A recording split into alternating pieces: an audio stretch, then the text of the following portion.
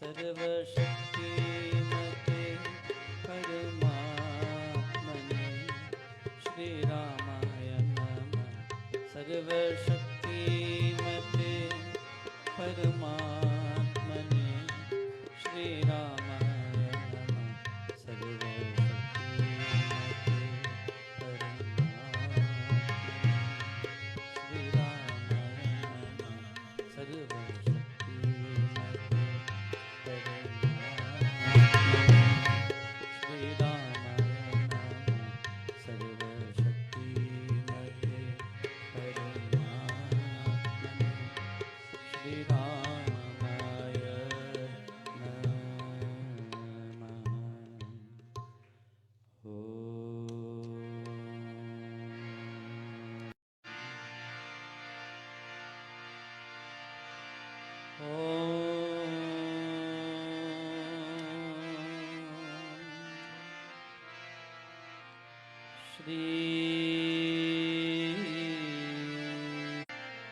गुरुभ्यो नमः।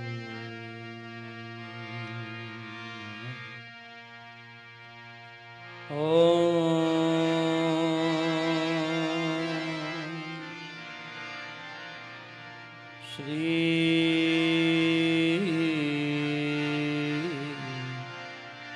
हनुमते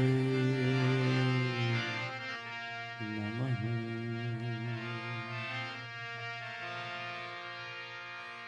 मनोजवं मारुततुल्यवेगं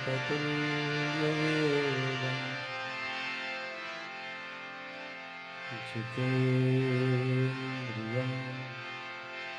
बुद्धिमतां वरिष्ठं वातात्मजं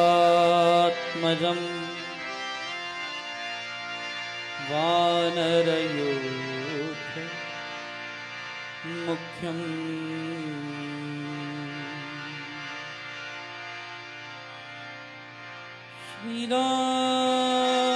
श्रीरामदूतं शरणं प्रपद्ये।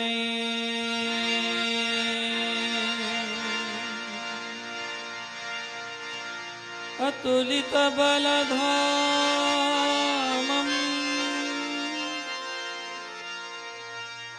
हेमशैलाभदेहं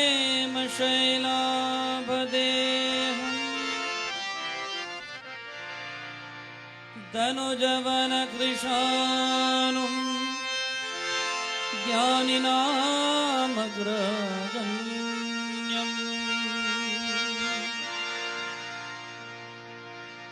सकलगुणनिधानो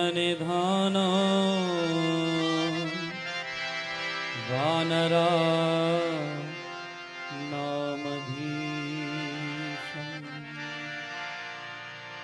रघुपतिप्रियभक्तं वाजातं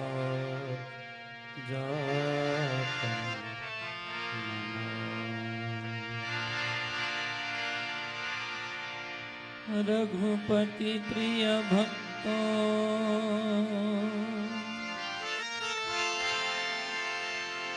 वात जातो नमः।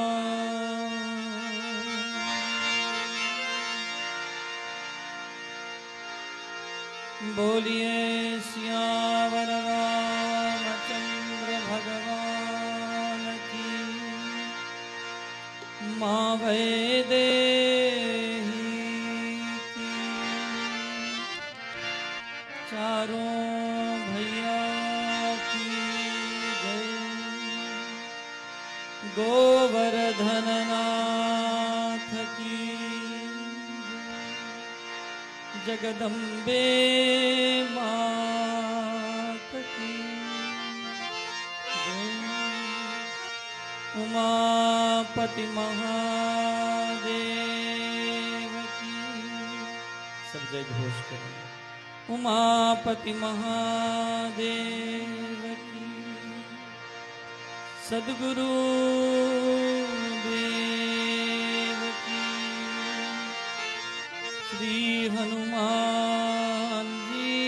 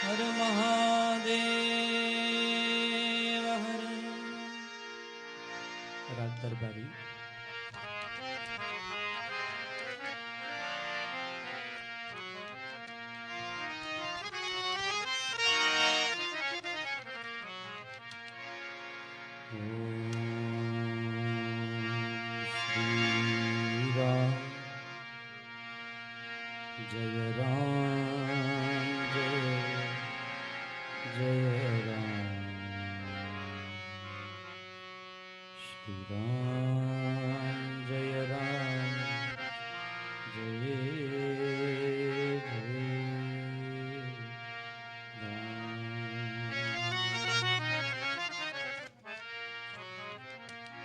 श्री राम जय जय राम श्री राम जय जय राम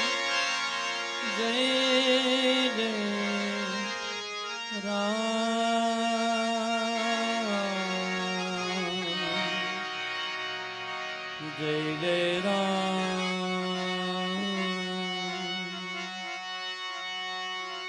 जय जय राम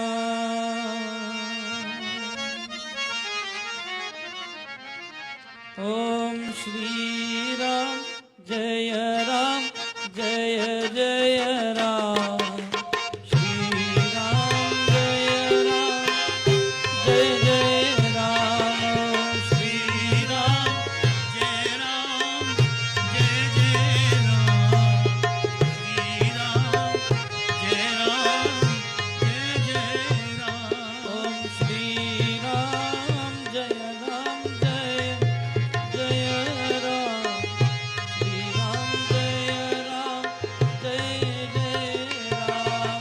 श्री राम जय जय राम श्री राम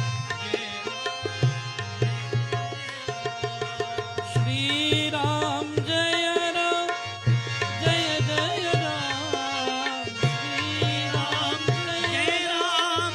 जय जय राम श्री राम जय जय राम श्री राम जय हरि बोल जय राम श्री राम जय जय राम श्री राम जय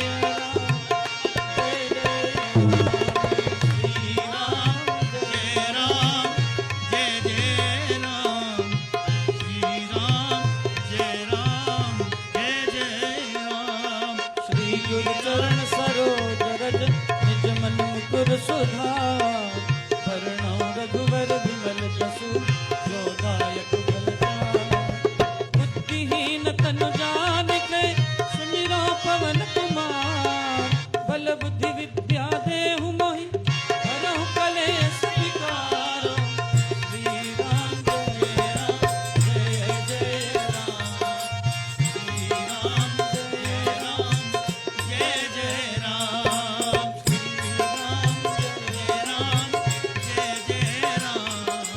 श्री राम जय राम हरि बोल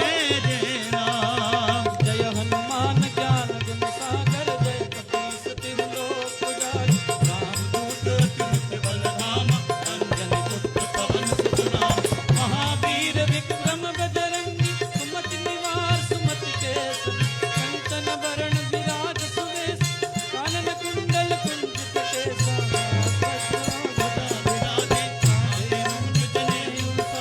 शंकर सुवन केसरी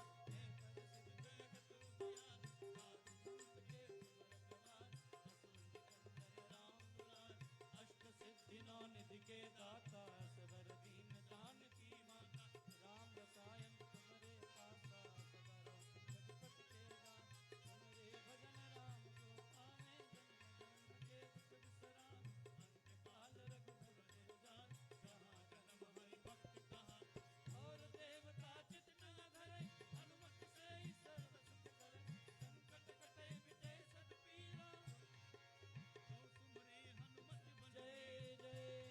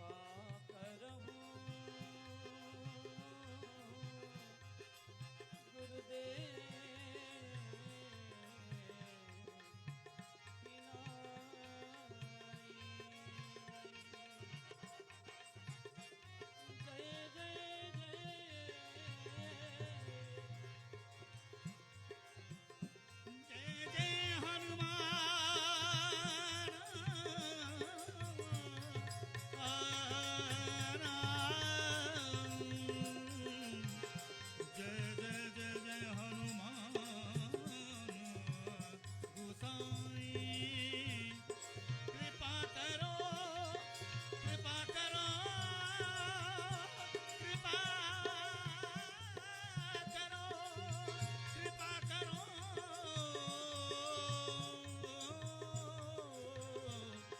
गुरुदेव जय जय जय जय हनुमान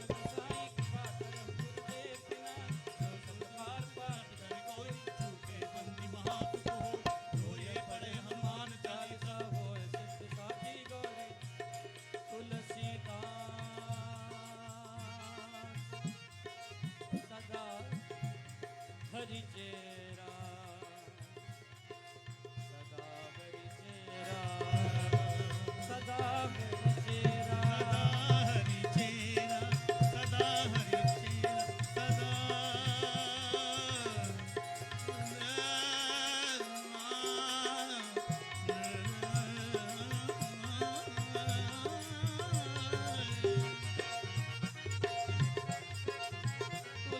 तुलसीदास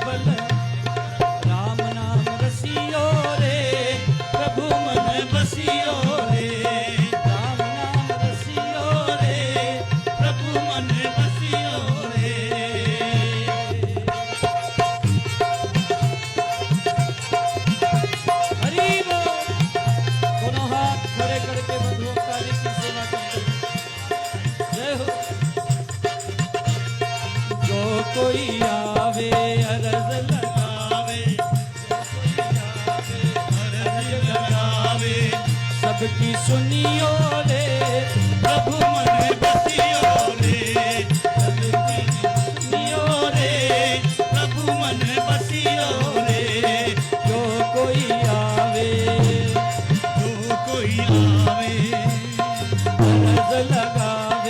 अर्ज लगावे सबकी सुनियो रे प्रभु मन बसियो रे सुनियो रे प्रभु मन बसियो रे वीर हनुमाना अति बलवाना राम नाम रसियो रे प्रभु मन बसियो रे राम नाम रसियो रे प्रभु मन बसियो रे हरि बोल।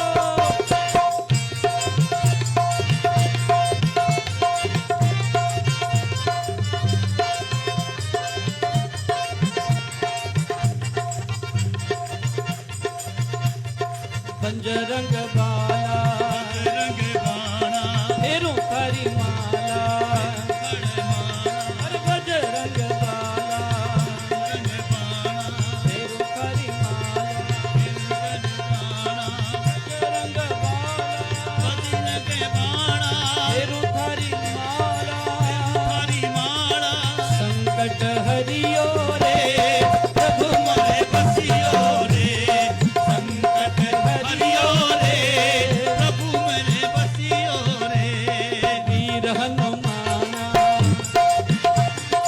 अति बलवाना राम नाम रसियो रे प्रभु मन बसियो रे राम नाम रसियो रे प्रभु मन बसियो रे हरि बोल। दोनों हाथ से बोलो हरि बोल।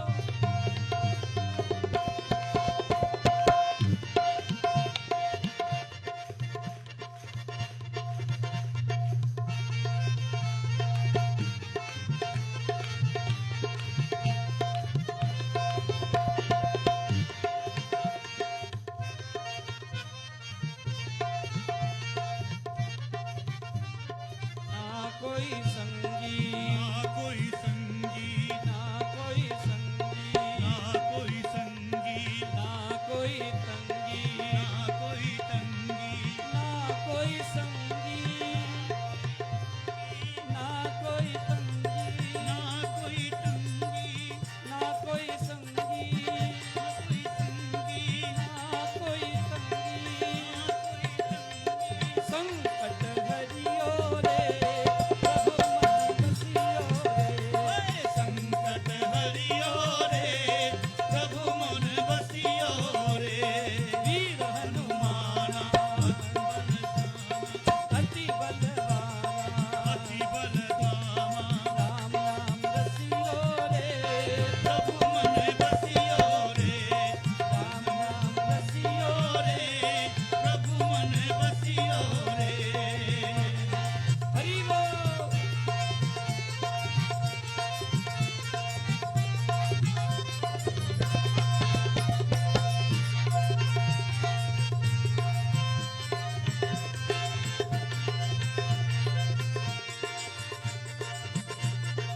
अर्जी हमारी मर्जी तुम्हारी अर्जी हमारी देखो दिल्ली वालों, आज ये आखिरी घड़ी है सत्संग की। इसके बाद तो फिर अगले वर्ष मिलना होगा। तो ऐसे नहीं, दोनों हाथ खड़े करके ताली की सेवा करते हुए सब, और जिनके हृदय में मस्ती हो उनकी मस्ती दिखनी चाहिए आज। हाँ, अर्जी हमारी मर्जी तुम्हारी अर्जी हमारी मर्जी तुम्हारी अर्जी हमारी मर्जी तुम्हारी अर्जी हमारी मर्जी तुम्हारी